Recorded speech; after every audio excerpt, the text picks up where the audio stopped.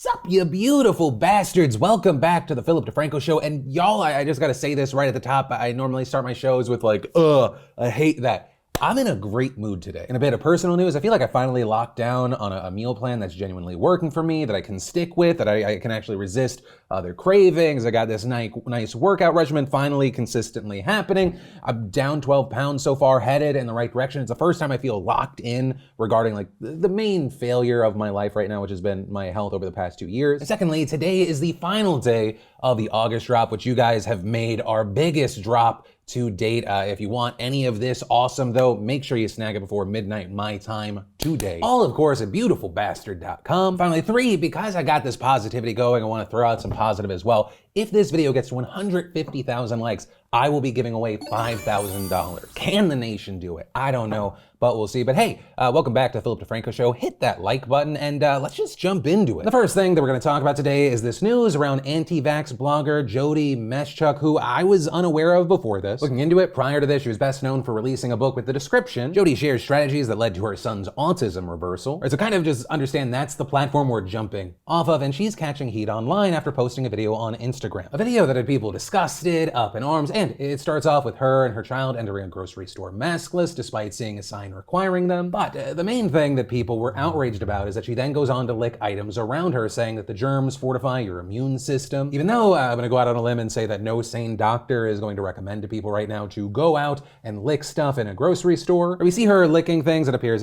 she's only going to touch, as well as things that other people are very likely to touch, things like the shopping cart or refrigerator door handle. And with that writing, be free, love over fear. And kind of fantastically, the place that I saw this video blow up was in the subreddit, I am a total piece of shit. Aptly named. Right amid the outrage, we've seen a kind of a whole range of reactions. Some saying, just call her out, just shame her. Others saying that no, she needs to actually be charged. But regarding that, it's worth noting that others who have faced charges for similar behavior in the past also damaged a ton of merchandise or appear to intentionally spread COVID in the process. So if you're one of the people that want her to be charged, there is a chance that you're gonna be disappointed because there might not be charges in her case. And so ultimately, we're gonna have to wait to see what happens. Now, as far as anything else from Jody, her Instagram is currently private, but screenshots have been floating around social media that show her allegedly saying she won't back down to the woke mob, saying these, quote, people aren't even thinking for themselves. One could argue that they are not even real. They have handed over their minds to someone else, to Satan, to darkness. How can they ever be proud of that? At one point, even asking, why do some people latch onto a cult mentality? Says the woman that seemingly disliked a store's mask policy so much she ran her tongue up and down a whole ass supermarket? James, black out the screen real quick. Jody, if you're watching, just take a look at yourself right now. You're out here taste testing door handles, meanwhile pointing the finger and going, you're crazy. Like, sweet baby Jesus. I don't know what else to say with this one. Also, in other COVID-19 and vaccine news, this was one of the most requested stories from over the weekend. Let's talk about Joe Rogan. Right, so Rogan's name is actually in multiple different headlines today, but the most requested is connected to Friday in a show with free-range American host Evan Hafer. We saw Rogan say, imperfect vaccination can enhance the transmission of highly virulent pathogens. Right. So this is a scientific paper from 2015 that shows that here's one important quote: vaccines that keep the host alive but still allow transmission can thus allow virulent strains to circulate in a population. Right, and with that we saw outrage over the weekend, but scientifically, we saw experts saying that take is beyond wrong. With people saying that Rogan is misunderstanding, misleading, cherry-picking studies in a field that he has no actual background in. Right, understand, when I say that, I'm not the one heading this. I have no background in biology. But, with this instance specifically, you have Andrew Reed, not only a biology professor at Pennsylvania State, but also the lead author of the 2015 paper that Rogan was trying to use. Having to now, because of the virality of this clip, talk to journalists and saying, we're talking about a very different virus and very different vaccines. The paper at the center of this actually involved looking at what's known as Marek's disease virus, which affects chickens. And as Reed told Forbes, the details in biology really matter a lot. The chicken vaccines we worked with definitely reduced disease, severity, and death. However, unlike we've seen with the COVID vaccines, the chicken vaccine didn't stop transmission at all. And as Reed notes, that's the key difference between this paper and COVID-19, saying at the moment, the vast majority of the replication is happening in unvaccinated vaccinated people. You can tell that because the majority of cases in the hospital are unvaccinated individuals. That's the majority of transmission. Every time a virus replicates, it can mutate. So the evolution is right now occurring in the body of people who are not vaccinated. Rogan is completely wrong trying to deduce anything else. And remember, this is coming from the person that wrote the 2015 paper that Joe Rogan was trying to use. Because this clip got so much attention, and there's constantly a conversation of Joe Rogan needs to be thinking about what he puts out there because he has such a massive audience. He's one of the biggest entertainers in the world right now. A number of experts going further and saying that's not the only thing that Rogan got wrong on the podcast regarding COVID-19. For example, you also had Rogan saying, "We've shown this is a fact." Just a couple of months ago, the idea of a breakthrough case was unheard of. Nobody heard of anybody catching COVID that had a vaccine, right? That was the whole idea. You get a vaccine, you don't have to worry about it. Now we know not only do you get it, but you can spread it. But for anyone that's been paying attention, that is absolutely not a fact. We've known that some vaccinated people would still catch COVID since day one of vaccine development because that is how vaccines work. I get that almost none of us have perfect memories, but one, no vaccine is 100% effective. And hell, in the beginning, I don't know if you remember the reporting, there were hopes that the first COVID vaccines would at least have 50% effectiveness at stopping transmission, which is why it was so wild and amazing when vaccines first came out and they were like, they're 90% effective at doing so. Right, so as Reed explains, yes, while it is possible that a mutant variant could spring up from a vaccinated population, mutant variants are much more likely to emerge and gain traction among the unvaccinated. With Reed, once again, even noting that the Delta variant emerged from unvaccinated populations and that the only way to stop transmission there is through masking, social distancing, or vaccination. With Reed adding, it's a bizarre line of logic that some hypothetical possibility down the line would hold back life-saving medicine now. There are 600,000 Americans dead so far. The vast majority of those deaths are vaccine preventable. There's not a single scenario that would argue in favor of not using vaccines to save the next 100,000. Not one scenario. And as we've talked about multiple times, it is not like second and third generation COVID vaccines are not expected, right? Especially if we're in a situation where COVID ends up being seasonal down the line like the flu. And so with all of this, Reed concludes, there's tons of things we can do in the future. Right now, we need to vaccinate as much as possible. Right? And with this, one of the final criticisms I've seen of people making with Rogan is that in this piece, he then just kind of wonders why overweight people aren't doing more to get healthy and reduce transmission. Walk around your block. You don't have to do something complicated. Start drinking more water. Stop eating sugar. Start taking vitamins. You can increase the strength of your immune system. We can fight things off better. We can be a healthier civilization. And here's what I'll say to that. I don't think there's really ever a situation where it's a bad idea to be like, hey, I think we all need to be healthier. I think we could all benefit from being healthier. We have an obesity problem in this country. I'm an example of that. Trying to get better. I'm trying to be an example of that. So I'll never have a problem with that, but I do have an issue with you recommending that after you've then misled people with cherry picking misinformation. And while, hey, yeah, Rogan has a much larger audience than me, I still think it's incredibly important to call things like this out and also just spread actual information, since misinformation often spreads much faster. Right? And obviously, while we have no control and the internet has trained me to be a cynic, what I would love to see in this is, Rogan seeing this information that's new to him, right? Reed speaking about his own study, clarifying, explaining, and him going, oh, okay, so let me speak on that, rather than maybe doubling down and thinking that it's just haters being haters. But yeah, ultimately we have to wait and see. And in the meantime, just regarding any aspect of the story, I would love to know your thoughts in those comments down below. But from that, I want to take a second to thank the fantastic sponsor of today's show, Brilliant. Brilliant, if you don't know, they take subjects like math, science, computer science, those areas of life that most people fear, and convert them into awesome experiences of guided discovery. And the problem-solving website and app consists of over 60 courses and is suited for ages 10 to 110, offering courses for all levels, from mathematical fundamentals to quantitative finance and so much more. And what I love about Brilliant is that it replaces lecture videos with hands-on interactive lessons, which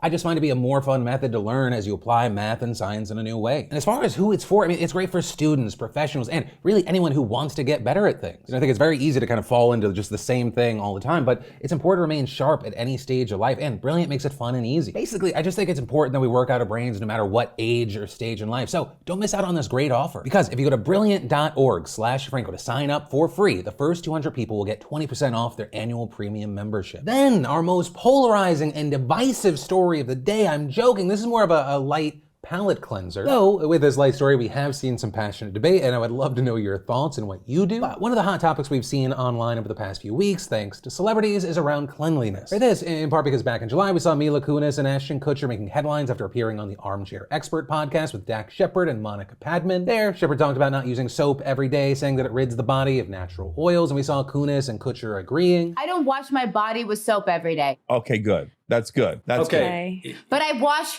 pits and tits and holes and soles. Slits. I wash Slits, I wash my slits and my tits. I Yes. wash my armpits and my crotch daily and nothing else ever. Right, and they also got a lot of flack for admitting that they don't bathe their kids daily either, only when they look dirty or clearly smell. But we also saw others coming to their defense, like Kristen Bell on The View. We also had Jake Gyllenhaal telling Vanity Fair last Thursday, more and more I find bathing to be less necessary at times. But adding, I do also think there's a whole world of not bathing that is also really helpful for skin maintenance, and we naturally clean ourselves. Right, and while all of this prompted concern, support, and a good load of memes, we also more recently had Dwayne "The Rock" Johnson chiming in that he's actually the opposite of a not washing themselves celeb, noting that ideally he takes 3 a day. Right, and I'll admit, this is a topic that I'm pretty ignorant on. I've seen a lot of criticism regarding the shower habits, but I've also seen a lot of stuff saying that what a number of these people are doing is perfectly fine. With many dermatologists actually recommending that people focus using soap on skin folds and soiled areas, saying that water alone is suitable everywhere else. And that, including popular YouTube dermatologist Dr. Dre, who actually did a reaction video to Kunis and Kutcher's comments, with her also noting there that it's still important to do more diligent cleanses when it comes to our faces and hands. But with all of that said, the reason I'm sharing this story is I want to know your answer. Between Mila Kunis and Dwayne "The Rock" Johnson, like, where do you land? Or to use some of their own words, where do you land between tits and slits every now and then to 3 times a day? Where you landed, what are you doing, and why? Then we definitely have to talk about the 3,949 page assessment backed by the United Nations that was released this morning that I will now read in full. I won't. But the most important thing is that scientists in this warn that the planet will warm by 1.5 degrees Celsius in the next 2 decades unless drastic changes are made in the 2020s. With a report which was released by the UN Intergovernmental Panel on Climate Change finding that the last 4 decades were likely warmer than any other point in the last 125,000 years. And across the world, temperatures were warmer with no region showing cooler temps. And finding that greenhouse emissions, deforestation, and combustion have led to the highest atmospheric carbon dioxide levels in 2 million years. And on top of the warming effects of carbon dioxide, agriculture and fossil fuels have led to the highest levels of methane and nitrous oxide, higher than any point in 800,000 years, both of which are also serious greenhouse gases. And to then go back to it, I mean, one of the big concerns with hitting 1.5 degrees warmer over the next decade is the permafrost in the northern hemisphere will be susceptible to thawing out, which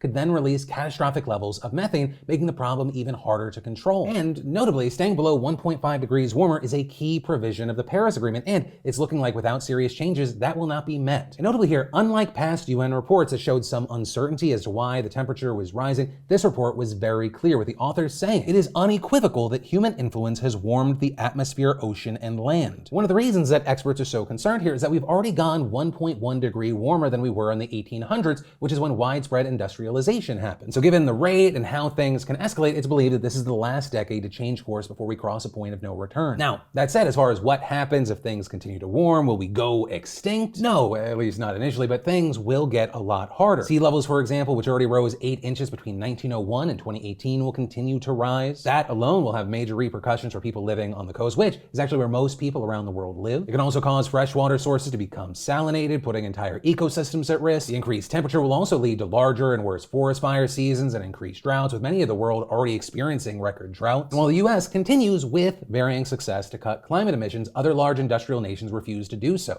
Take China for example, they say that they'll cut the use of coal starting in 2026, but actually until then, the use of coal will actually continue to rise. And so with this, while I want to have hope and think, we're in the movie where the world's going to come together and we're all going to do the right thing, the cynic in me, it taps my shoulder and reminds me that without nearly everyone taking part, it is incredibly unlikely that we're going to hit the emission goals when we need to. And so we maybe need to just start getting ready for some big changes over the next decade. Then, in big international news, we should definitely talk about the Taliban last week reclaiming the city of Zawraj, making it the first provincial capital in the country to fall to the group. And understand, this is a big deal because while the Taliban had controlled large areas of the country, it was almost all rural land and no major cities. And so now with the fall of this city, it seems like it's just the first domino, because since then, the Taliban have captured 5 more provincial capitals. Their conquests also including Kunduz, which is one of Afghanistan's major cities. And so far, it seems that the central US-backed government is having issues controlling their troops, with reports indicating that many just fled before the Taliban really started fighting. Although that was not always the case, with at least 27 children being killed and 136 injured over the last 72 hours. With this, it is widely believed that the Taliban will continue to take cities and provinces in the north of the country, especially as the US still plans on removing all troops from the country by the end of August. At which point, despite pleas from Afghan generals, the US will also stop conducting airstrikes against the Taliban. And so there are fears that without help from the US, the Afghan government will fall and the Taliban will regain nominal control over most of the country, putting the situation essentially back to where it was in 2001. Then, we should definitely talk about the fallout over the findings of the absolutely damning investigation into Governor Cuomo, now in full swing. Right, last week, after New York's Attorney General reported her inquiry had found the governor had sexually harassed 11 women, Cuomo came out, instead defended himself, saying that he would not resign.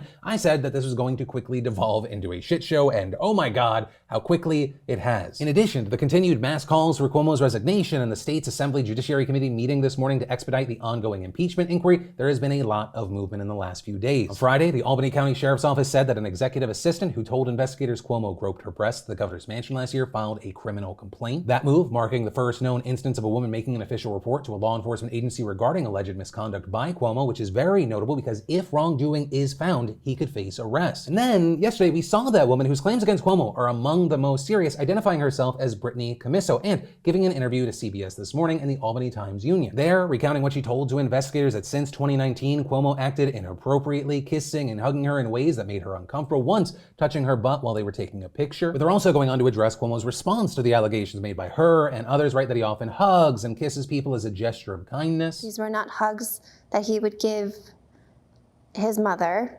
or, his brother. These were hugs with the intention of getting some personal sexual satisfaction out of. Adding, maybe to him, he thought this was normal, but to me and the other women that he did this to, it was not normal, it was not welcomed, and it was certainly not consensual. What he did to me was a crime.